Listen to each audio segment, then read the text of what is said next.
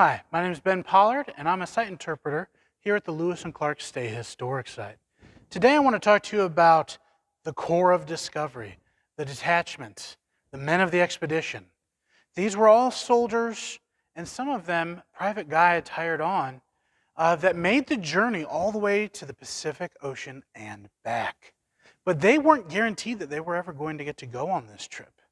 When they started off, Captain Lewis had not even planned for a second captain, let alone all the other people that they would end up bringing on this trip.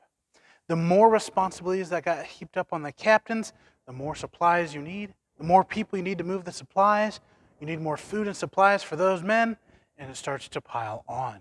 So by the time they're getting ready to leave from Camp River Dubois in May of 1804, they're going to be leaving with 3 boats, a whole number of men, and about 15 other engagés that have been brought along as well. That number is a little fuzzy because the number of engagés change from list to list, but these French boatmen are the ones that know the river and are going to help them move up along their journey.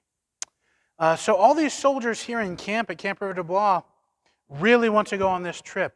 They've heard rumors that they'll get better pay, they might have land that's granted to them for a successful journey, and they're coming from pretty isolated frontier forts. Fort Massac, Fort Kaskaskia, Fort Southwest Point. These are forts with not a whole lot going on with them right now. So these soldiers are looking for adventure. And so they want to go on this trip, and that's good because the captains are only allowed to bring men that are volunteering for this journey.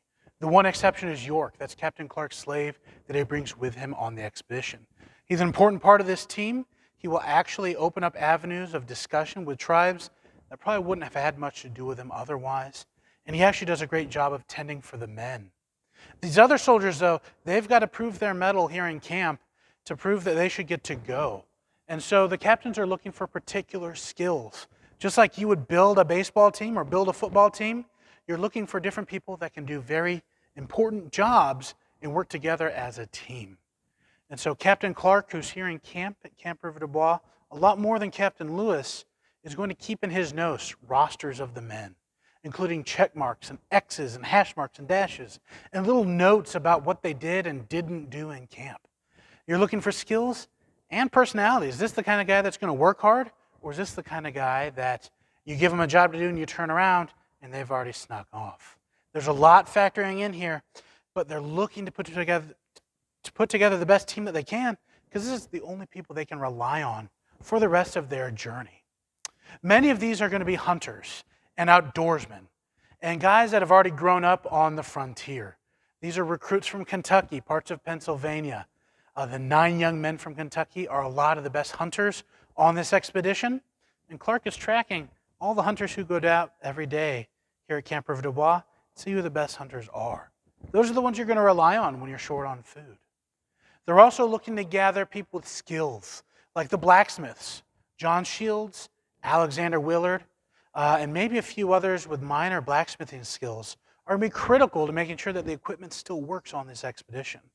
John Shields in particular is also a gunsmith, so he's going to be able to fix things on the flintlock rifles and muskets that they're taking on this journey. Patrick Gass is another special skill guy that they're bringing with him. He's a house joiner by trade before he joined the Army, which means he's the most skilled carpenter here. He can repair the keelboat. He can fix up the cabins. He can help build the cabins at their winter encampments. He's going to be very critical to this journey. Some of the other ones you might not think of right away, though, are people that are going to navigate the rivers. Francois Labiche, Pierre Cruzat, these guys are brought on for their language skills, but also because they've been up the Missouri a handful of times already. They know where the low areas are. They know where the dangerous areas are. And so they're going to give them a heads up as they're traveling upriver. Some of these other soldiers in camp are going to prove themselves maybe not by being particularly skilled in any one job, but by being able and willing to do whatever they need to. Everyone's going to take their turn here in camp, from cooking to guard duty, and those are often boring jobs when you're standing out in the cold and you're not very comfortable.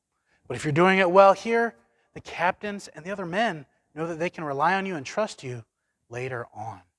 So this whole team is really a mix of different experiences and skills, And the captains, over their time here in camp, are going to be able to sort through those men and kind of pick out the best team that works out to be very successful. They only lose one man on this journey, and there's multiple times in the journals and letters afterwards where Captain Lewis will talk about, if not for this guy or if not for that guy, this journey would not have been a success.